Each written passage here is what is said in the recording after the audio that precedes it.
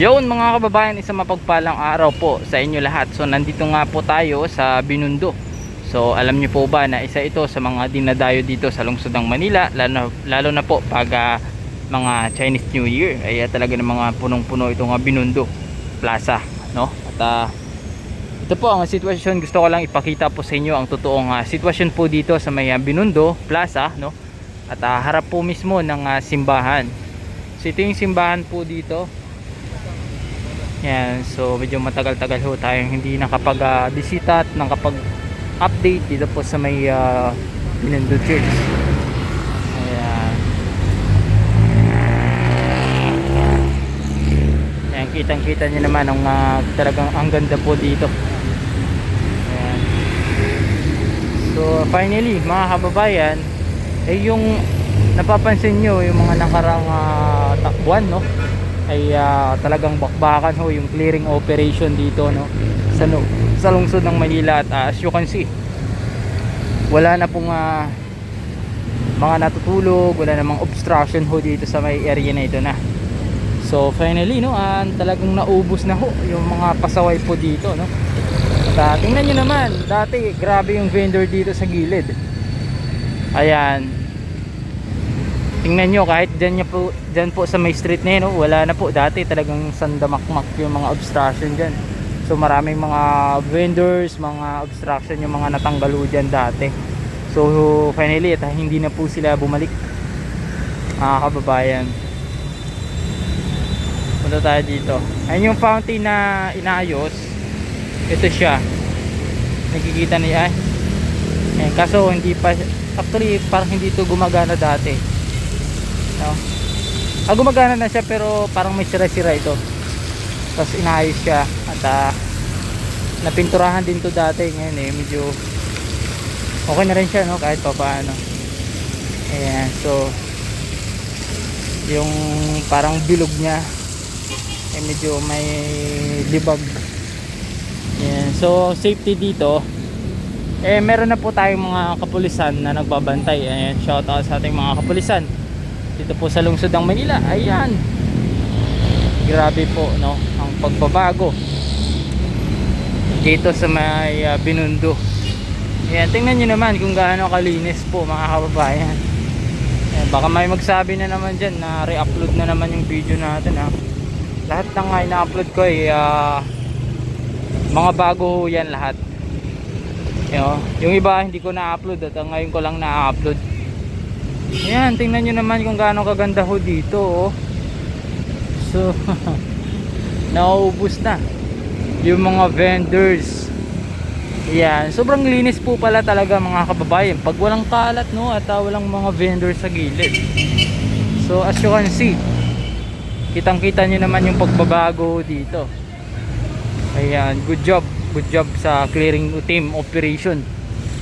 Lalo na ho, shout out sa ating demolition team, ang ating sinasamahan dati, no? So ngayon hindi po tayo nakakasama.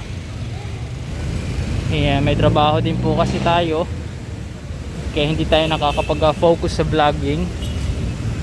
Hindi katulad ng dati, no, nung kasagsagan ho ng clearing ay nagano tayo, sumasama talaga araw-araw tayong kampanya. Yung kampanyahan dati. Ayan, no, tingnan nyo naman. Ayan, ang ganda. So ang linis po ng area. Ayan, ayan po. Ayan, diba? Solid.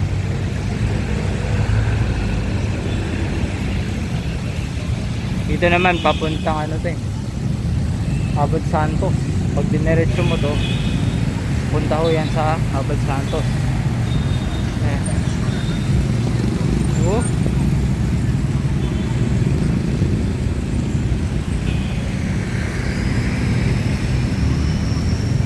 Papunta naman to Divisoria. Actually dadaan din yan Divisoria dito, pero pag sumakay kayo papuntang Abad Santos, ganyan, diretso na yan. Parang bihira ka lang makakita ng jeep papuntang Abad Santos. Dito na way ayan. Ayan po, malinis, maliwalas. So nagkakaroon din dito ng flashing operation palagi. Ayan, ang dami din po doon sa kabila. Meron ako nakita doon mga construction vendor. Pero at least kahit pa paano medyo ilan-ilan na lang ho sila. Ayan, diba mga kababayan, kitang kita nyo yung pagbabago ho dito sa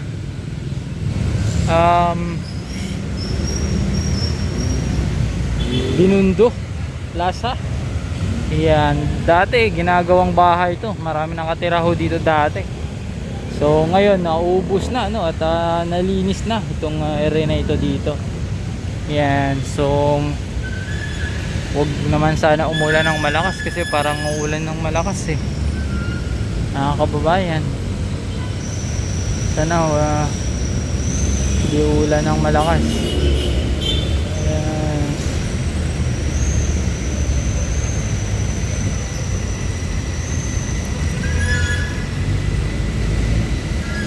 Ayan, doon San Fernando Street.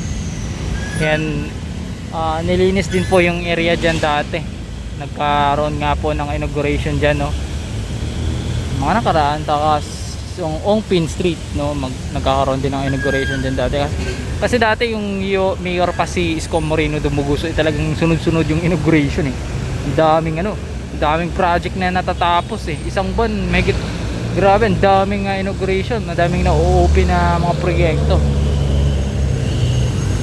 No?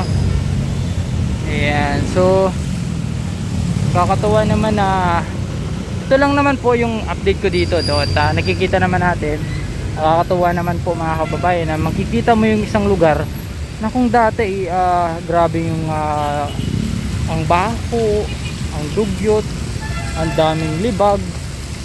So makikita mo yung pagbabago kaya nakakatuwa Alam mo yun, yung pagbabago na dati ang dami-daming obstruction, tas ngayon pag pinuntahan mo na sobrang linis na at napakaliwalas na siya, diba? Pangalan dito Manila Chinatown. Ayan, nakakatuwa yung simbahan. Ayan, God bless po sa inyo lahat mga kababayan natin na nanonood, no? Grabe, road to 50k subscribers na po tayo at please subscribe nyo ang ating YouTube channel, no? And pabutan po natin ng 50k subscribers. Ayan, so grabe naman dito. And napakalinis, napakaluwag, at saka hindi masakit sa mata kasi nga ang linis-linis na po ng lugar ho, no?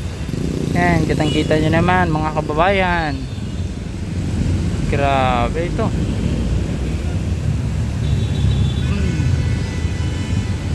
Ayan, no? Solid.